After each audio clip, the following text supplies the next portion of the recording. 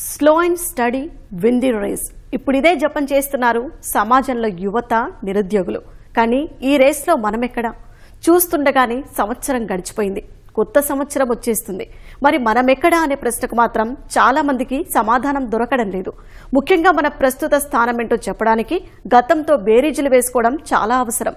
అందుకే కొత్త ఏడాదిలో బతకడానికి అవసరమైన అన్ని రకాల స్కిల్స్ నేర్చుకోవాలి. అందుకు తలుపులు తెరిచే సమయం ఆసనమైంది. మరి అవేంటి?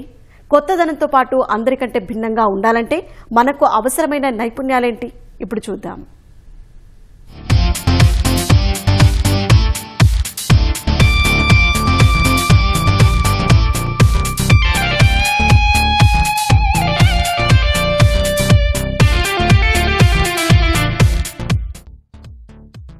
కొత్త ఏడాదిలో కొత్తగా ఉండాలంటే కొత్త నైపుణ్యాలు నేర్చుకోవాలని అంటోంది ప్రపంచం. కంపెనీల నుంచి వ్యక్తిగత వ్యాపారాల వరకు అందరూ వారి వారి అవసరాలకు తగ్గట్టు స్కిల్స్ పెంచుకోవడంపై దృష్టి సారించాలి.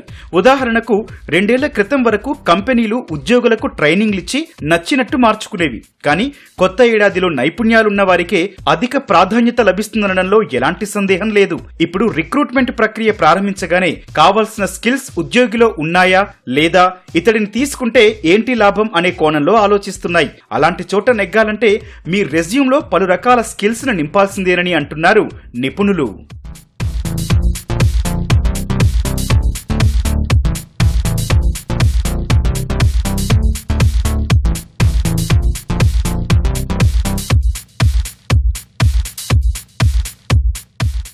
కొత్త ఏడాదిలో ప్రాజెక్టులు వచ్చే అవకాశాలు అధికంగా ఉన్నాయని ఐటీ కంపెనీలు ఇప్పటికే ప్రకటించాయి. అలాగే కొన్ని కంపెనీలు తమకు వేల సంఖ్యలో ఉద్యోగులు కావాలని ప్రకటనలు జారీ చేస్తున్నాయి. ముఖ్యంగా ఏఐ, సైబర్ సెక్యూరిటీ వంటి కొత్త సాంకేతికతలపై ఉద్యోగాలు అధికంగా లభిస్తాయని ఇప్పటికే మార్కెట్లో ఒక టాక్ నడుస్తోంది. స్టార్టప్ కంపెనీలు కూడా కొత్త ఏడాదిలో నైపుణ్యాలు కలిగిన ఉద్యోగులు కావాలని ప్రకటనలు జారీ చేస్తున్నాయి. అయితే వీటికి ఎలా సన్నద్ధమవ్వాలనేది ఇక మీ చాయిస్.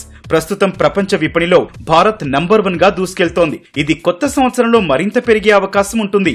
కాబట్టి మన ఉద్యోగులకు పని పెరుగుతుందే తప్ప తగ్గదు. మరి ఈ సమయంలో అవసరమైన స్కిల్స్ ను నేర్చుకుంటే నిజమైన హ్యాపీ న్యూ ఇయర్ కు స్వాగతం పలికినట్టు ఉంటుంది. యూత్ కూడా ఎంటర్ప్రెన్యూర్షిప్స్ అంటే సొంతగా వ్యాపారం చేసుకోవడము, స్టార్టప్స్ ను పెట్టడము, నిలబెట్టుకోవాలి అని అంటే వీటి లోపల కొన్ని గోల్స్ పెట్టుకొని వాటి లోపల ఈ క్లౌడ్ కంప్యూటింగ్ అని రకరకాలైనటువంటి వచ్చిన పరిస్థితుల లోపల ఆ కోర్సెస్ అనేది అంటే పైథాన్ కోర్స్ అని, టాబ్లూ కోర్స్ అని ఇలాంటివి రకరకాలుగా వచ్చినాయి. వాటి లోపల కొన్ని లక్ష్యాలు పెట్టుకొని వాటి లోపల మనం స్కిల్స్ డెవలప్ చేసుకుంటే ఉన్న ఉద్యోగాల లోపల మనం అప్డేట్ అవుతాం, అడాప్ట్ అవుతాం. దానివల్ల ఎక్కువ శాలరీస్ కూడా వస్తాయి, మనము నిలదొక్కుకోవడానికి అవకాశం ఉంటుంది. కాబట్టి ఆ వైపుగా యూత్ అనేది ఆలోచించేయాలా. ప్రైవేట్ కంపెనీస్ కూడా చాలా స్కిల్ డెవలప్మెంట్స్ వస్తున్నాయి. అట్లాగే చాలా వర్క్షాప్స్ కండక్ట్ చేస్తారు, వెబినార్స్ కండక్ట్ చేస్తారు. వీటన్నిటిలో పాల్గొని వాళ్ళకు ఉన్నటువంటి నాలెడ్జ్ని ఇంప్రూవ్ చేసుకున్నట్లయితే వాళ్ళు ఉద్యోగాల లోపల రాణించగలుగుతారు. 10 గంటల్లో చేసే పని 7 గంటల్లో చేయగలిగిన వాడినే ఆ కంపెనీ ఉంచుకుంటుంది. నేను 5 గంటల్లో బాగా పర్ఫెక్ట్ చేస్తానంటే ఇప్పుడు గంటలో పర్ఫెక్ట్గా చేసేవాడికి ముఖ్యమా, లేకపోతే 5 గంటల్లో చేసేవాడికి ముఖ్యమా? సో ఈ విధంగా వాడు బిజినెస్ చూసుకుంటాడు కాబట్టి, వెల్ఫేర్ చూడడు కాబట్టి యూత్ ఎవరైతే ఉద్యోగార్థులు ఉన్నారో వాళ్ళు నిలబడాలి మార్కెట్లో. అంటే ఈ గ్లోబల్ మార్కెటింగ్ లోపల మనం అప్డేట్ కావాల్సినటువంటి అవసరం ఉంది. అప్పుడే అప్డేట్ అయితేనే అడాప్ట్ అవుతాం, అడాప్ట్ అయితేనే సస్టైన్ అవుతాం. ఇది పరిస్థితి. ప్రస్తుతం అన్ని రంగాలు వడివడిగా ఆటోమేషన్ వైపు అడుగులేస్తున్నాయి. దీనికి తగ్గట్టు పరిశ్రమలు తమ యంత్రాల్ని మార్చుకుంటున్నాయి. కాబట్టి ఈ విధంగా యువత, నిరుద్యోగులు ఆలోచన చెయ్యాలని నిపుణులు సూచిస్తున్నారు. ఐటీ రంగంలో ఏఐ పాత్రపైన ఫోకస్ చెయ్యాలని అంటున్నారు. క్లౌడ్ కంప్యూటింగ్, డేటా అనలిటిక్స్ సాంకేతికతలు ఇప్పుడు ప్రాచుర్యంలో ఉన్నాయి. వీటితో పాటు ethical hacking, Java script, Python, AWS security, natural language processing వచ్చిన వారికి 2025 గోల్డెన్ ఇయర్ అని, ఉద్యోగ అవకాశాలు చాలా ఎక్కువ ఉంటాయని అంటున్నారు. ఇవే కాదు, హెల్త్, ఫ్యాషన్, మీడియా, సినిమా, తయారీ రంగాల్లోనూ ఏఐ పాత్ర పెరుగుతుండటంతో తగ్గట్టు సన్నద్ధం కావాలంటున్నారు నిపుణులు.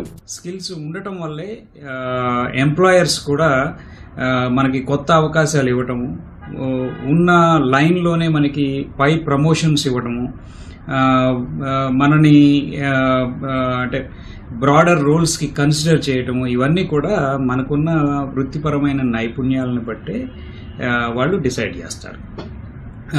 ఉదాహరణకి మేనేజీరియల్ ఎబిలిటీస్ అంటారు, మేనేజీరియల్ ఎబిలిటీస్ కానీ టెక్నాలజికల్ ఎబిలిటీస్ కానీ, సో వీటన్నిటినీ కూడా వాళ్ళు దృష్టిలో పెట్టుకుని మనకి అవకాశాలు ఇస్తారు. ఎన్ని నైపుణ్యాలున్నా భాషా నైపుణ్యమే ప్రధానమంటున్నారు నిపుణులు. మాతృభాషతో పాటు మరికొన్ని భాషలు కూడా నేర్చుకోవాలి. ఉదాహరణకు హైదరాబాద్ గ్లోబల్ సిటీ. ఇక్కడ పని చేయాలంటే ముఖ్యంగా మాతృభాషతో పాటు ఇంగ్లీష్ తప్పనిసరి వచ్చి ఉండాలి. ఈ రోజుల్లో అన్ని కంపెనీలు విదేశాలతో కలిసి పనిచేస్తున్నాయి. అక్కడి క్లయింట్లతో మాట్లాడాలంటే ఇంగ్లీష్ తప్పనిసరి. మరికొంతమంది అయితే ఫారిన్ లాంగ్వేజ్లు నేర్చుకోవడానికి కూడా ఆసక్తి చూపుతున్నారు. ఎన్నో ఆన్లైన్ వెబ్సైట్లు ఈ రోజుల్లో వివిధ భాషలు నేర్పిస్తున్నాయి. రోజులో ఖాళీ దొరికిన సమయంలో గంట నుంచి 2 గంటలు కేటాయిస్తే చాలని అంటున్నారు. తద్వారా ఉద్యోగంలో ఎదగడానికి ఎక్కువ అవకాశం ఉంటుంది. దీనికోసం డిగ్రీలో ఉన్నప్పుడే సాధన చేయడం అవసరం. లేదంటే ఉద్యోగ నియామక సమయంలో ఇబ్బందులు ఎదుర్కొంటారని నిపుణులు హెచ్చరిస్తున్నారు. కొత్త ఏడాదిలో మీరు పెట్టుకునే టార్గెట్లో తప్పక దీన్ని పెట్టుకోవాలని అంటున్నారు.